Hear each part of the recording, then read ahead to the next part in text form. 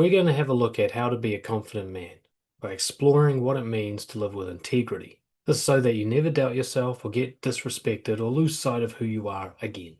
This is part 3 of the Nice Guy Recovery series. In my work as a confidence coach, I've seen each and every one of the nice guys that I've worked with have compromised who they are for so long that they've completely lost sight of it.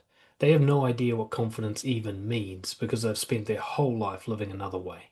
They've all had to sacrifice who they really are in order to make other people like them and to get approval and validation, and they just didn't realize at the time how bad that sacrifice was.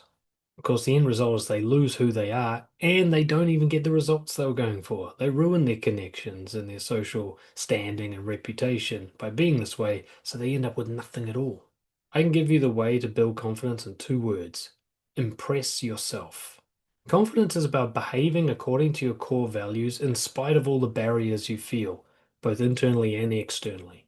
All of the things you fear, all of your insecurities and your shames, these are just barriers to overcome to do what you know is the right thing to do.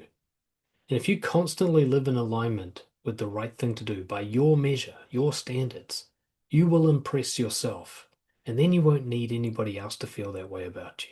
But walking this path means upsetting people. It means sometimes losing the outcome you wanted to get. It means getting rejected. It means even being unfairly misunderstood where people hate you for all the wrong reasons. That's the price you have to pay if you want to be a confident person. By the way, if you haven't yet, make sure you get involved in the free Nice Guy Recovery course, the long version. The link is in the description or the comments below. Get on top of that immediately. I want to make confidence as simple as possible for you, specifically if you're a people pleaser or a nice guy. The number one rule, be more honest. Powerful honesty is basically the cure to all your confidence issues. It will cause you to face all of your insecurities and overcome them. And in doing so, you will constantly have integrity. It's almost impossible to lack integrity while you're being honest. And to get very practical, the kind of honesty we're talking about is expressing your true preferences. This is what I call the number one cure to nice guy syndrome. What you really want, what you really don't want, what you like, what you dislike, what you agree with, what you disagree with. If you can be honest about these preferences at all times, no matter the social cost, you will become a confident person. You might call this micro honesty. It's a safe way to rewire your entire psyche without it feeling like too much of a leap at any one time. Who you are is your preferences. Your preferences are like a blueprint of your true self. It's kind of like a fingerprint. Everybody has thousands and thousands of preferences, and I bet that there are no 2 people on earth who have the complete set exactly the same. If we were able to somehow map out everybody's preferences, we could use that like identification. There would be nobody else like you who exactly likes everything exactly the way you like it, who exactly agrees with all of your beliefs, who exactly wants what you want. When you respect your preferences, and I don't mean you always get what you want, but you're always honest about it, you're validating your identity. You're saying, this is who I am and I'm okay with it. And anytime you compromise your preferences, even just being honest about them to avoid upsetting somebody else, you blur the lines as to who you are. You create a split. I'm this person, but I said I want that. Those aren't the same thing. If you do this thousands and thousands of times, no wonder you lose sight of who you are. This is what I call self-disrespect. You're disrespecting who you really are. And of course, inviting other people to do that as well. Integrity means no split. You are who you are, regardless of the context. You're the same person no matter who's with you and how they might feel about that. You should be the same person at the pub as you are at the funeral, as you are at the office, as you are sitting at home with your kids. I should not see any difference as to your central traits and your preferences when I'm observing that person. But most people play a different role with every person they're with, even every situation they're in. You've got the work version of yourself, and then you've got individual versions of that for everyone you work with. You're split and fractured into so many fucking pieces. How on earth are you supposed to know which one's real? I'll tell you, none of them are. Problem solved. The literal definition of integrity is mean that all the pieces are together and there's honesty. And integrity creates confidence. Confidence is the byproduct of consistent integral living. When you hold strong instead of being that chameleon that adapts to every environment, You'll start to believe in yourself. You'll know who you are. You'll feel you can trust yourself in the future to keep being the way that you've been. And other people's approval and validation will start to lose its importance to you. You'll start to realize that impressing yourself is so much more fucking rewarding than making somebody laugh by being fake. Most importantly, you'll develop the sense of a center, of a kind of net zero position where this is who I really am. A kind of foundation that you can make decisions from without wondering, what am I doing? What do I really want? What's the point of me being here? That shift, that sense of getting on track, of being sure of who you are, that boldness, it eventually leads you to caring so little about what others think that you just don't actually care at all. And I don't mean that you're not interested in what people think. It just doesn't become a measurement of who you are at all. It seems like invalid information, which of course it is. Nobody knows who you should be. So their reaction to you is not helpful feedback at all.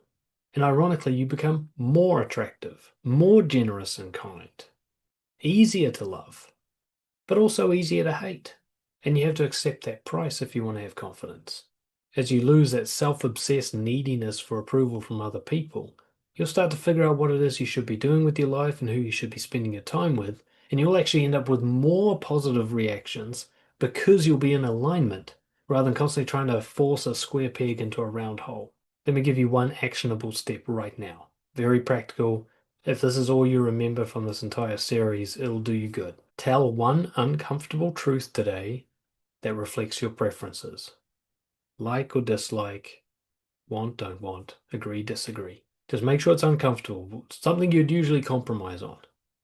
Do that once a day, every day, for the rest of your life, and just watch what happens.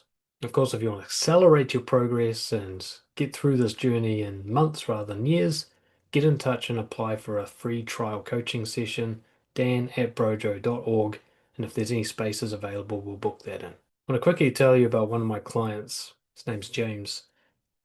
And he was the kind of nice guy I really love working with, which is he was ready to make massive shifts as soon as he realized that this was a problem. He wasn't attached to being a nice guy. He just didn't know there was another way. And once he realized there was another way, he was all about it because being a nice guy wasn't working for him. And basically what he did is he just made one very small confession. He told a girl that he was attracted to her, a girl that he had never told this to before. He'd never really said this to any girl before, not directly. Anyway, he told this girl, and honestly, I can't remember what happened. But he realized he could handle the reaction. I think he got a generally what you'd call a negative reaction to it. But he realized it wasn't that big a deal, that he could handle that, and how he could finally sleep at night knowing that that matter was closed now. He didn't have a fantasy that he was keeping alive anymore. He'd finished it. And he felt such peace and relief, not only at finishing the fantasy and letting go of that pointless dream, but also in just knowing that he could handle saying what he really wanted out loud and deal with whatever reaction happened. I mean, that moment just spiked such a massive trajectory and change for him. You know, it massively improved his dating life. He went from 0 to 100 or more. Massive confidence spike. He started being respected by people that had usually looked down on him, and he completely changed his career, all in the space of a few weeks. Now, not everyone makes changes that big and fast. Not everyone can handle that kind of change. But it all just centered around this tiny little piece of honesty that just basically broke open this whole new way of living that he didn't know was available to him. It broke all the rules he thought everyone had to follow. When he finally realized you don't have to do that. Just because everyone else is being fake and polite and playing by the rules doesn't mean you have to. It doesn't actually work very well. Now, small honesty can lead to massive transformation. So all I ask is that you test that out. You never have to do more than you can handle. Just get a little bit uncomfortable, see how you feel about it afterwards. Now make sure to watch the next video where we're going to talk about the roadmap to becoming a confident man in the long run.